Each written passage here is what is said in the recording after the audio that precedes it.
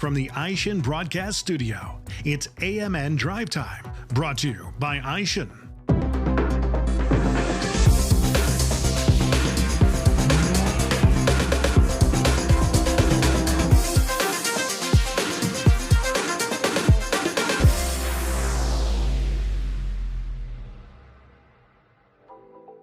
AMN Drive Time is sponsored by Aishin, your trusted and reliable source for aftermarket automotive components and technology.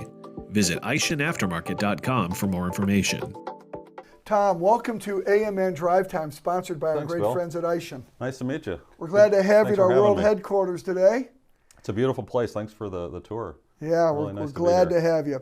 So Tom, for the benefit of our audience, why don't you walk us through your background, career, and how you ended up as president of Gates? Sure. Well, this is going to sound maybe a little cheesy, but I may take you back to my childhood where I loved taking things apart. You know, I was that kid that took their bike apart, fixed their bike. My dad grew up on a farm, and we did everything in house. We repaired all of our cars. I don't think we took our car in for an oil change, and maybe this isn't great for this business today, but as kids, you know, my dad, we did all the work on all of our cars. I had two brothers, and we just did everything.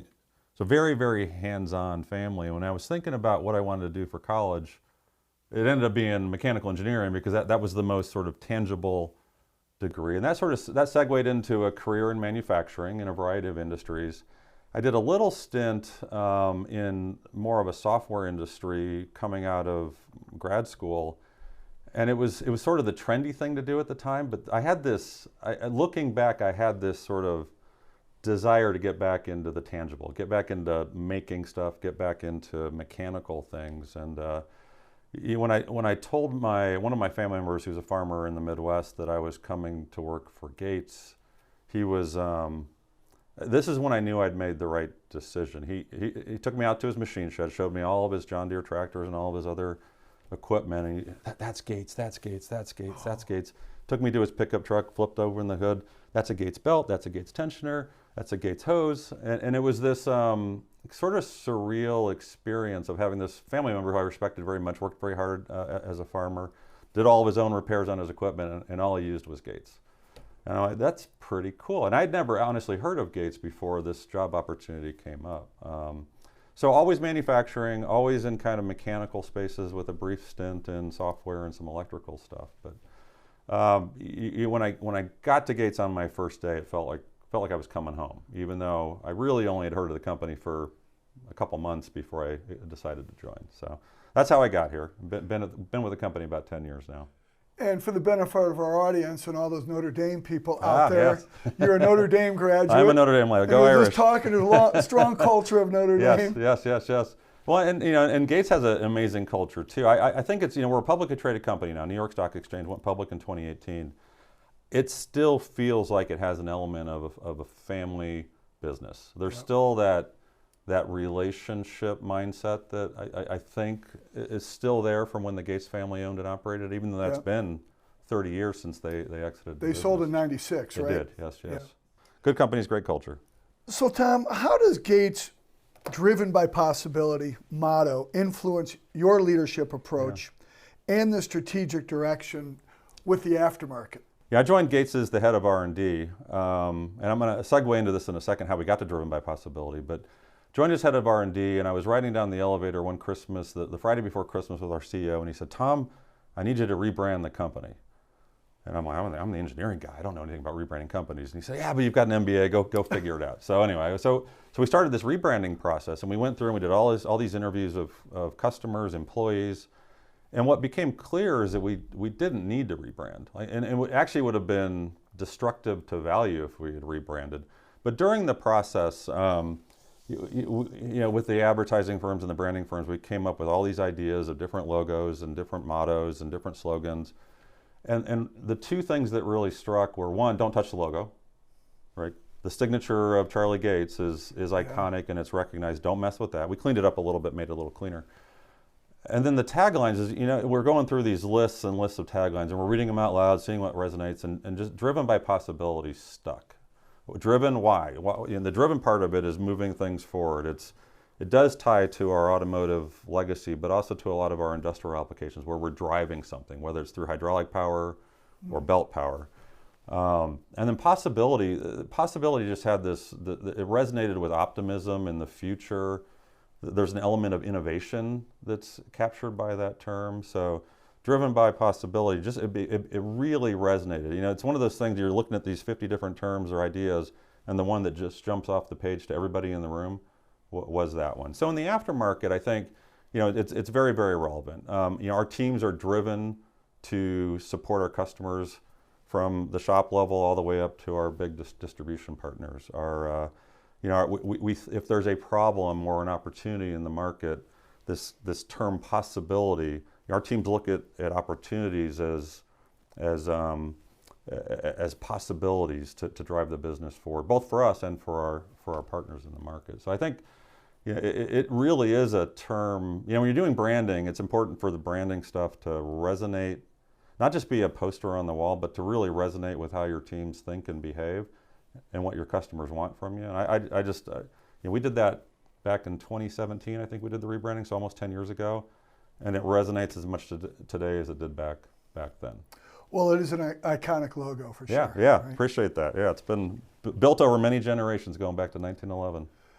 So which passenger car light duty and heavy duty vehicle trends, okay, so light duty, heavy duty trends, are most influencing Gates' product innovation priorities today? Yeah, we've gone through maybe full circle and a half on the electrification trend in our industry. Clearly, that one's front and center.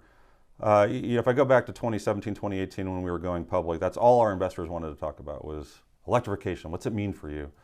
We were very much in the position at the time, and some of this might have come from some of the time I spent in the electrical industry in prior careers, but we were of the mindset as a leadership team that yes, electrification is coming, yes, it's happening fast, but one, it's probably not going to happen as fast as everybody says it's going to happen on the front page of the Wall Street Journal. And two, a really practical, we think of really practical drivetrain solution are hybrid platforms. So yes, what did we do as Gates? We pivoted very early to develop and add parts for electrical vehicles into our catalog. All electric parts, the Teslas of the world, the Volkswagens of the world, the early Hondas of the world. I think we were the first to market in our space with a catalog of electric vehicle parts.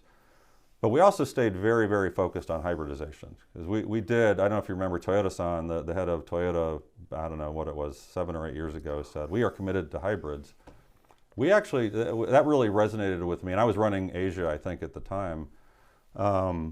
It makes perfect sense, right? Hybridization addresses the efficiency desires and sustainability desires that we all have, but also the practicality of addressing range anxiety and not having charging stations everywhere. So it's really kind of the best of both worlds. And for a company like us that makes replacement parts, hybridization is ideal, right? You have all the components of a mechanical system or a traditional power transmission system, and then all the cooling components of an electrical system as well. So kind of the best of EVs and the best of ICE engines in one platform. For us, that's great. And the more complexity you have in a system, the more likely stuff is to wear out or break or be damaged in the course of other repairs. So it really helps support our business as well. You know, Toyota really got that right. They did. A lot of companies were spending billions, if not tens of billions, on electrification, and Toyota, they stuck to their guns. You know, my son, who has lived in New York for the last 12 years, just bought a car. First time in 12 years. And he wanted a Toyota hybrid. Wow. And wow. he knew what he wanted, and he went and bought one. I think my next car will be a hybrid. I mean, I think just from an engineering standpoint, it's ideal, right? You get, especially a plug-in hybrid, you can drive them electric locally, and then if you go in long distance, you have all the benefits of that ICE engine on board. You're covered. You're not going to be stuck in the middle of nowhere, right? You are, yeah. And you're starting to see some interesting things. Like, a lot of, over the past 10 years, a lot of the technology from the West maybe has migrated to China. There's a concept in China that I'm just starting to read about over here called range extenders. And think of it sort of almost as a backup generator inside of an EV. So it's a little ICE engine that's optimized to run at a fixed RPM, so it's super efficient, and it's used to recharge batteries and give you that little bit extra range if you do kind of run into a situation where you're on the edge of your battery running out. So without all the complexity of a full ICE engine on board and all the hybridization technology, but a little bit of almost like literally like a backup power genset in your trunk, just in case your EV batteries run out. So it's an interesting concept, but we're staying on top of that as well. As automakers adopt global platforms to improve efficiency and reduce cost, how is Gates tailoring its aftermarket product portfolio to help streamline supply chains, support scalability, and ensure consistent quality, not just in the U.S., worldwide? We are a truly global company. About half of our revenue is North America, about half of it is outside North America. So we have our toe in really all of the OEM markets around the world and all of the aftermarkets around the world. Many of our customers, the automotive OEMs in particular, participate in every market. And you also see many of our aftermarket partners also participate beyond just the U.S., Canada, Mexico. Right? More and more. More and more. And so I think with Gates having this global footprint and this global perspective, we're able to be a great partner to our distribution channel partners and bring in technologies. I don't know, if this range extender concept takes off in China, starts to show up here in North America, we already know about it because we helped develop it with the OEMs in China. So that's one of the ways we're a great partner and can help with not just supply chain efficiency, because we are able to move production around to try to mitigate risks with all of the supply chain volatility we're seeing today. But we also have, by having our foot in every one of these markets, we've got that perspective of what might be coming that may be difficult for more domestic or more regional competitors to be able to provide. Supply chain is an interesting concept. It has been, it has been forever, but particularly with COVID and the post-COVID boom, and then now with the conflict in the Middle East, we've all had to learn to become very agile in how we serve our customers and flex from maybe something we're currently getting from here, switch it to get it from over here to try to work around a conflict or work around some sort of global constraint. So I think we bring that. I don't know if that's supply chain efficiency per se, but it might be supply chain resiliency, I suppose, in what's becoming an increasingly volatile world. Are you guys feeling any pinch from the Middle East situation? Oh yeah. There's got to be oil in your product. At the end of the day, all of our products, or except for the metal parts, of course, but all of our products start off as a petrochemical that gets turned into an elastomer that gets built into a belt or a hose. And so anytime you cut off 20% of the world's supply of the feedstocks, it impacts, it drives inflation and impacts availability. So our supply chain teams are working very, very hard to mitigate those risks. And but we are for sure seeing inflation, much as you and I as consumers are seeing it at the pump. Right. Absolutely. That's no different to the people that make our feedstocks. Well, just down the street here in Akron, Ohio is Goodyear, of course. Of course, And there's a lot of oil products and tires, right? We have a lot of the same supply chains with the tire industry, and they are truly global integrated supply chains with, in the Russia-Ukraine conflict, when that started, a lot of carbon black came out of Ukraine and Russia. Right. A lot of that capacity came offline, and we saw some of that drive inflation in that cycle. And we're seeing similar impacts from this conflict, unfortunately. What does delivering solutions that are built for today and ready for tomorrow mean in practical terms for Gates?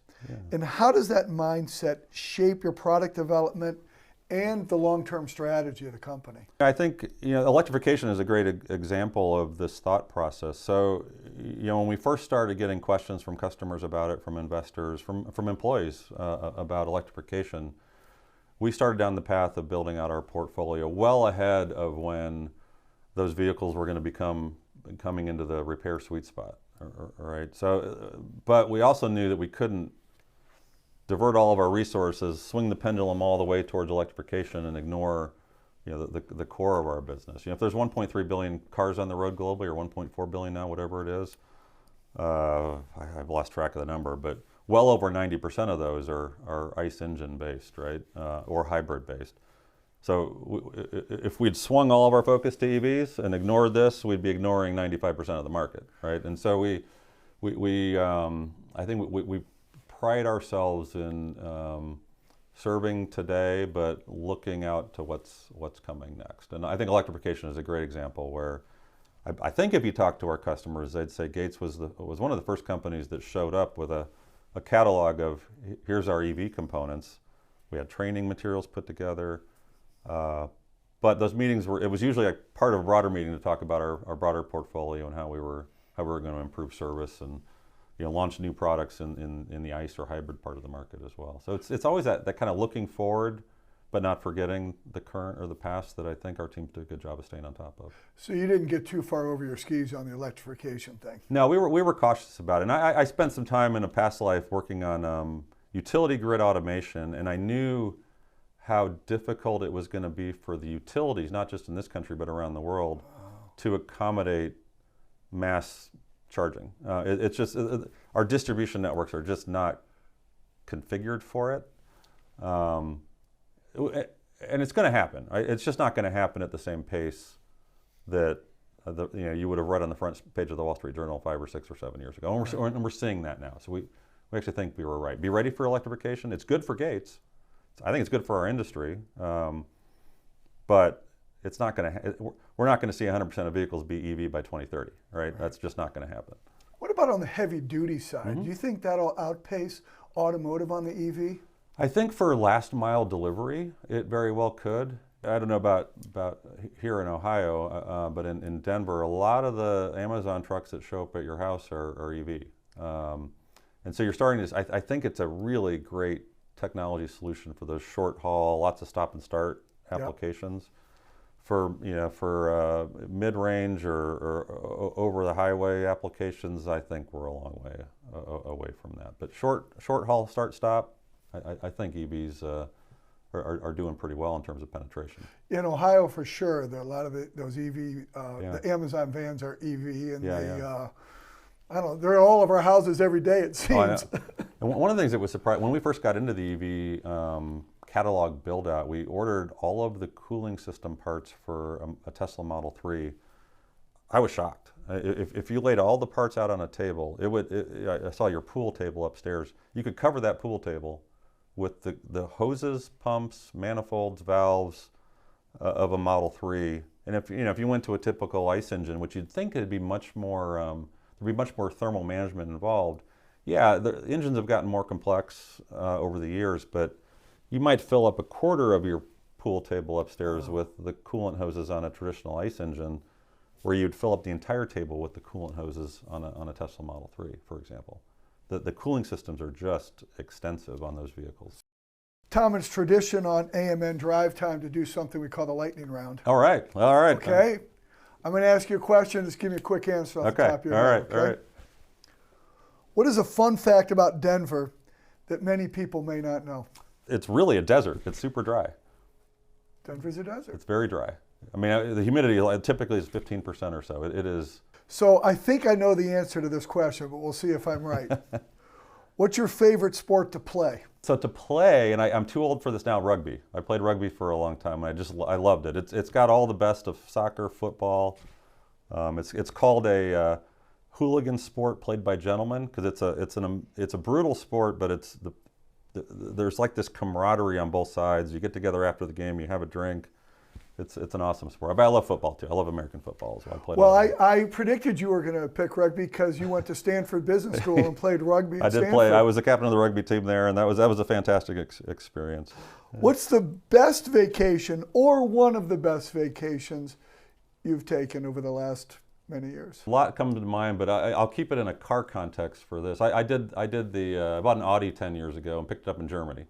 Oh, and it nice. was the first time my kids had been to Europe. We show up, and this is an amazing experience. We do a 4-hour tour of the factory. My 2 young girls at the time were bored to death. I thought it was the best thing I've ever seen in my life. My wife was tolerant of it. But then there's this whole process where your car shows up, you get in your car. In my case, this guy named Wolfgang shows up. He spends like an hour and a half walking you through every detail of the car. I'm loving it. My family's like, can we just get out of here? But then we did a 2-week drive around Europe and then dropped it off, and then it got shipped back to the States. But for me, as a mechanical guy, a car guy, that whole experience, and I don't know if I think they still do it. But if anybody on the podcast ever gets a chance to do that, I highly recommend it. It's an awesome experience to drive a car, and you get to drive it on the Autobahn, what it was designed to do, which was a little bit white knuckle for me, but that was a great vacation for the family. Yeah, I've heard of that deal. A lot of like BMW do it, or Mercedes. Yeah, that's really cool. Yeah, I'd highly recommend it if you can pull it off. If you could have Any superpower for a day, Yeah. what might it be? It would be to fly. I've always been. I wanted to be a fighter pilot when I was a kid. I'm not sure why. I was colorblind, so I think that ruled me out at some point. But that just to me, that freedom and floating, and I love scuba diving, which is to me like sort of like flying underwater. Yeah. But flying, I think flying would certainly be that's an easy one for me. Last one. Yeah. Do you have a family tradition that you really enjoy? We started this when the kids were little, but it kind of fell off, and then we reinvigorated it during COVID. And it's roses and thorns. So at the dinner table every night, we each go around and we say what are our roses from the day, or our highlights from the day, and what are our thorns from the day. And you have to have more roses than thorns, and that's it. So if you have one thorn, you got to come up with 2 roses. And it's something we do this day, even like around Thanksgiving. You know, everyone's moved around the country now, but when we get back together, we do roses and thorns at the dinner table, and it's just a nice, I think a nice way to process the day and think about the things you should be thankful for, and address some of the things that maybe didn't go so well that day as well. Be honest with yourself and balance, but it's got to be at least one more rose than thorn. Tom, it's great to have you on AMN Thanks for having me. DriveTime, sponsored by our friends at Eishin. Appreciate it, Bill. Thank you. Nice to meet you. Thanks for having me.